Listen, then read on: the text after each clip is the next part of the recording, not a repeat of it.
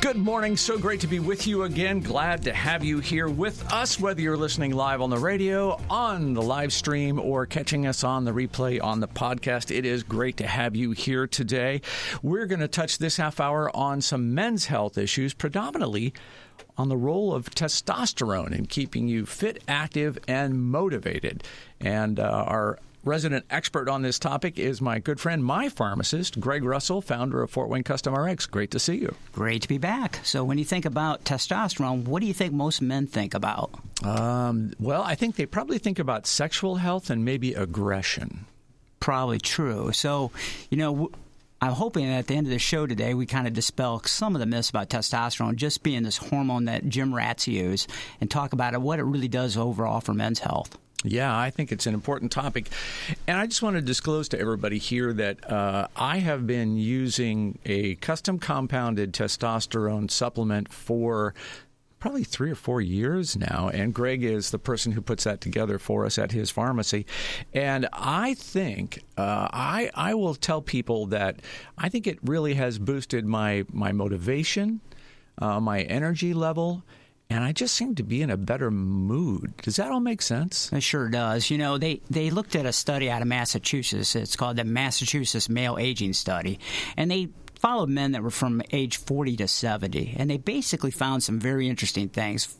First of all, they found that about 52% of these men were having problems with erectile dysfunction, and about 40% were having problem with the sexual function itself. And when they measured their levels, they found that many men had very low testosterone levels. And they projected off this that this is kind of this silent disease that nobody likes to talk about, that there's actually about 24 million men in the United States that suffer from low testosterone.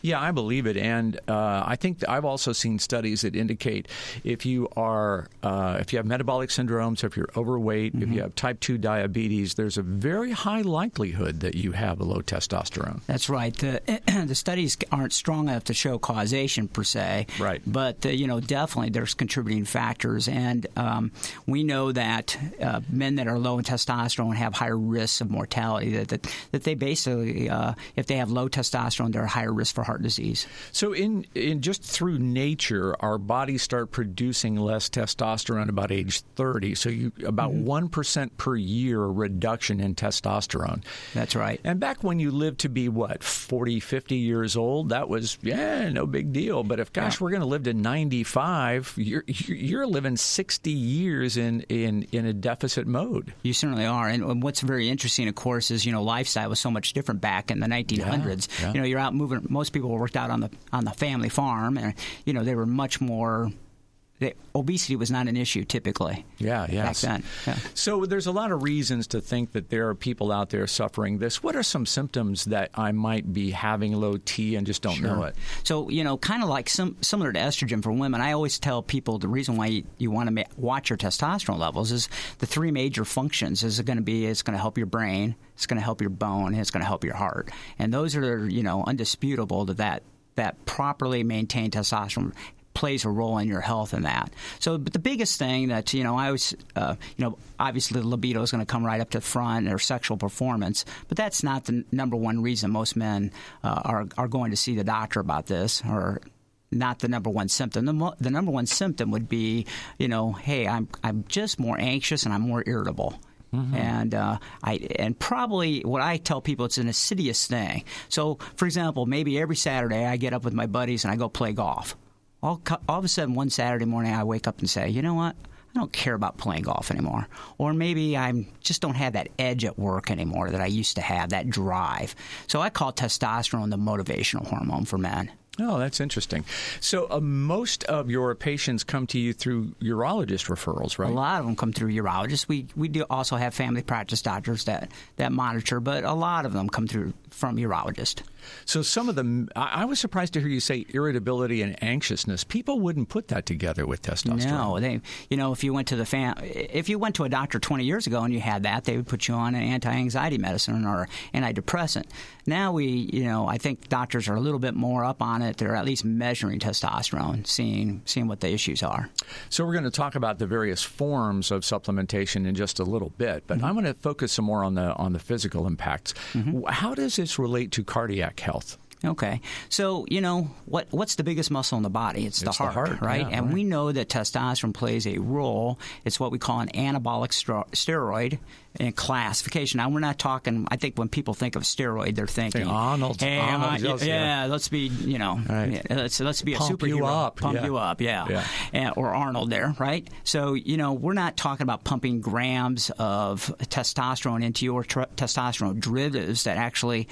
There are some legalities that you certainly have to worry about, but they're not the giant growth hormones that the quote-unquote the super athletes are using.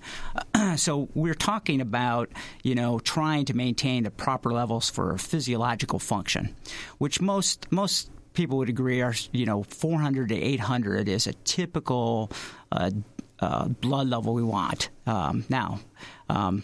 So if... I'm sorry, I lost my question of thought there. Oh, we're talking about heart impact and overall kind of heart cardiac impact. So, if we get way out of levels, because it's a growth hormone, you're going to thicken the blood, and it causes the bones to grow more blood, and you can thicken it. So there's a fine line between what's important for your health or going overboard. Okay, so again, measuring levels are important, but we know that testosterone being a muscle helps the muscle fibers strengthen, et cetera, on regular muscles, is also doing a similar thing to the heart. And we actually have some mortality data that shows the men in the lowest levels of testosterone have higher risk for heart disease. So what about the risk of cancer, of prostate cancer? That's one thing that I think a lot of guys are believing there's an association between testosterone supplementation and prostate cancer. Yeah, so, it's very interesting. We, used to hands down believe that testosterone caused prostate cancer. What we now know is that conversion of testosterone to DHT, or testosterone to estradiol, which is a form of estrogen, which then converts to estrone, those are definitely linked to prostate cancer. So I heard one doctor once talk about it. He says, actually, testosterone is a revealer. If you have prostate growth, if you have prostate cancer, it will accelerate those cells to grow if they're existent.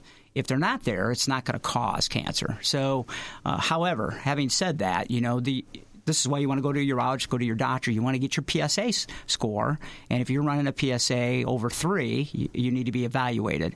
And 4, most doctors, if you're running 4 or the shift, that the enhanced growth from 3 to 4, how quickly that rises, they measure how fast your PSA is rising. That could be a risk factor. So, that's why testosterone is not for everybody. You have to definitely be screened for it. Yeah, and PSA, for those who don't know, is prostate-specific antigen. Mm-hmm. It's a measure of how active your prostate may or may not be, and issues going on there. And we wouldn't want to give it to a guy that has BPH that's uncontrolled, because, again, it could cause the prostate to grow. Right, benign prostate hyperplasia. So you got to be careful about if you have a reduced urine stream, that's a sign of BPH. Right. So there are a number of different questionnaires or surveys I can use to kind of give me an indication as to whether I ought to have a test. Where do I find those? Yeah, so a lot of them are very easy to find online. Probably the one that's used by most functional doctors is the ADAM questionnaire, and that stands for the androgen deficiency in the aging male. So what you would do is you would Google ADAM and low testosterone, and you can see that questionnaire. Very simple. It's 10 questions. And if you circle 3 of them, you should be suspicious that you may be low T, and they'll ask different things like erectile dysfunction or low libido. And a couple of them are automatic that you really probably ought to talk to a urologist or your physician about them. So especially if it's the erectile dysfunction one, for sure. And you can always go to a place like any lab test now here in Fort Wayne and get a simple blood test. It'll be relatively inexpensive. Mm-hmm. And so then if I get my results back, and that 300 number seems to be about the right guideline, right? That's where you're going to find that most doctors are going to look. If you're under 300, they'll consider treatment. Now, they will only treat if you have symptoms. So, if you have a low under 300, again, remember, these are average numbers for average people, and who's average, right? So, right. If you run at 290 and you don't have symptoms and you're fine and you're healthy, then why take testosterone? Yeah, so only if you need something. But you're not going to, somebody can have depression symptoms and having totally normal testosterone, well, then testosterone is not the answer for them either. Yeah. So, and, of course, erectile dysfunction and all these type of sexual issues that we have can be deeper than low T, sure. which we'll talk in future shows about. Perfect. Yeah. Okay, so we've determined now that I have low T and I need to do something about it. I've got lots of choices, but insurance typically isn't going to pay for any of these, right? Yeah, typically not. So, there are plenty of different choices. We can try to treat it with some nutritional products, and we'll talk about that in a few minutes. But, as far as the conventional treatments go, there are prescription medications that you can get filled at your regular pharmacy for commercial products. They have some advantages and some disadvantages. The advantage would be that, of course, they're an FDA-approved product. It's gone through all these trials and testing, and typically, they're widely available. The biggest issue or what I hear from my patients is they're not covered on their insurances, and if they are covered, they have to jump through a lot of hoops to get them covered. They tend to be products that you have to put on topically in large amounts to get across, and they end up being kind of messy. So we have some compounded alternative products, not FDA-approved dosage forms by any stretch of the imagination, but they are, commonly used and they are effective, and we have doctors that prescribe them all the time. So, we have creams that we can make that are topical. We have things that can absorb under the tongue, and we have even some injection products that we make. Okay, let's talk about kind of each one of those. Sure. The things under your tongue, probably not very practical. Yeah, the biggest problem we have with testosterone is when you take it orally, it's not as effective. And it has to go through the liver and be broken down, and there's concerns of the hormone going through your liver. And the other thing is it takes multiple dosing through the day to maintain those levels for that reason. So the Troches were kind of invented to kind of be this alternative so it doesn't go through the liver. So they're put into these things that look like the size of a chiclet gum typically, and you put them under your tongue. And you have to hold it in your mouth a couple minutes, which is hard for men to do without swallowing it. And you have to repeat it 2 to 3 times a day typically to get the levels that you to work.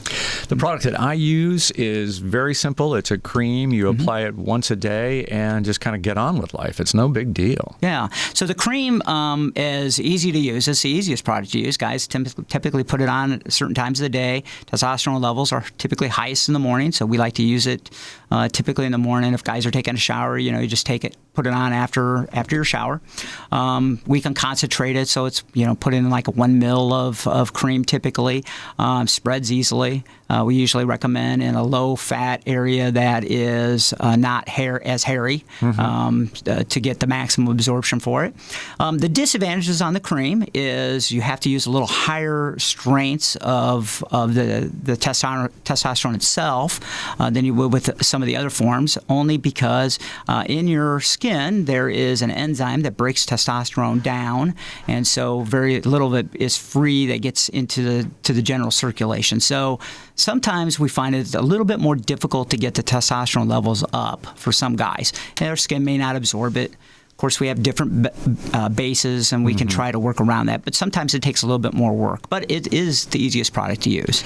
Yeah, the only concern that I've experienced with the product is cross-contamination and coming in contact with my wife. She's in, our skin touches, and now I'm cross-contaminating. So you do have to be careful about that. That's right. That's called transference, and that is a real issue with the topical product. So you do have to be careful. You got to wash your hands, and you got to cover those areas. You don't want to hold a grandkid on your lap. And if you think about it, women make about 1/10 the amount of testosterone men do, so we don't want to give them a large topical dose to expose them to it. And the other option is an injectable, and that automatically sounds scary to me, but you say it's not that bad. Yeah, this is a product that we find a lot of men use. For those guys that we can't get their hormone levels up, it's actually, we worked with an area urologist here back some years ago and came up with a testosterone injection. Again, this is not an FDA-approved product, but it's made with a sesame oil base, so it's a thinner oil, and it's made for what we call subcutaneous dosing. So one of the biggest problems we have with the testosterone commercial products is they've made their products for what we call intramuscular dosing. Now, the advantage of an intramuscular product is you do it once every 2 to 4 weeks or 2 to 3 weeks and then kind of forget about it. The disadvantage is guys would have periods of time where they weren't in the zone. So they either got way above the zone, and that's where we worry about heart disease or the cancers, or then they would drop down in the low end of the zone for 4 or 5 days before their next shot or a week before their next shot. Yeah, kind of a roller coaster. It was a roller coaster, yeah. So the subcutaneous dosing, we use a tiny small amounts, and we give them a couple times a week, 3 or 4 days apart, and it goes into the fat instead of a muscle, so it's less traumatic to the person that's using it. And again, the doctors are going to monitor your levels about halfway in the middle somewhere on day 2 between those doses. You're going to want to check your level and make sure you're in the zone. And the thought is you don't go too high out of the zone and you don't drop too low out of the zone. And you said the injection's no big deal. It doesn't hurt?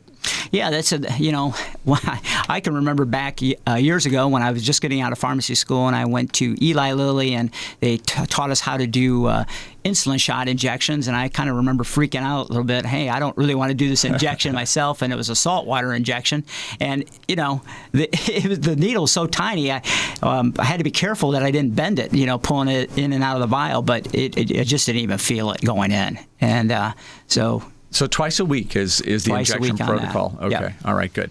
So overall, how important do you think this is as men get 50 plus? I mean, I think it's very important. I think it's a keystone to our health. Obviously, not every man needs testosterone, but what we do know is that as we age, our testosterone levels are going to naturally decline, and we should be watching them because it plays such a huge role. Just like estrogen and progesterone play a role in a female's health, testosterone is important for our brain. We talk about guys having a different mindset, different brains than women. We're under the control of testosterone. They're under estrogen. It's what makes us different. Very good. So tell me about how soon am I going to begin to feel some impact from this? Yeah.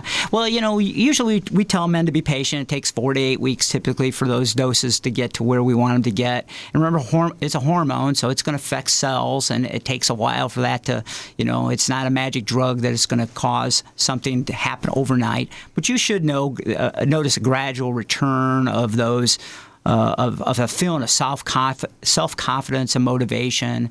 Hopefully, if it is what's contributing to libido and other issues, that will help improve those things, our sexual function. So, but, basically, what we recommend is anytime you do a hormone, after you've been on it 2 to 3 months, we want you to recheck those levels. Your doctor is going to make adjustments accordingly, if you're not quite hitting it, if you're getting too much. And then we're going to say, hey, at least once or twice a year, you should recheck those levels because hormones are important to be dosed properly. And again, we're not trying to give guys huge amounts of hormones. We're trying to make what's physiological, what your body would typically need to run most efficiently. Excellent. We're going to leave it right there. That is Gregg Russell. He is pharmacist, clinical nutritionist, and the founder of Fort Wayne Custom RX. You will find them at 425 East DuPont Road. They are online at fwcustomrx.com. I always learn so much when you come to the program. Thank you. Oh, thank you. We'll see you again next month, I hope.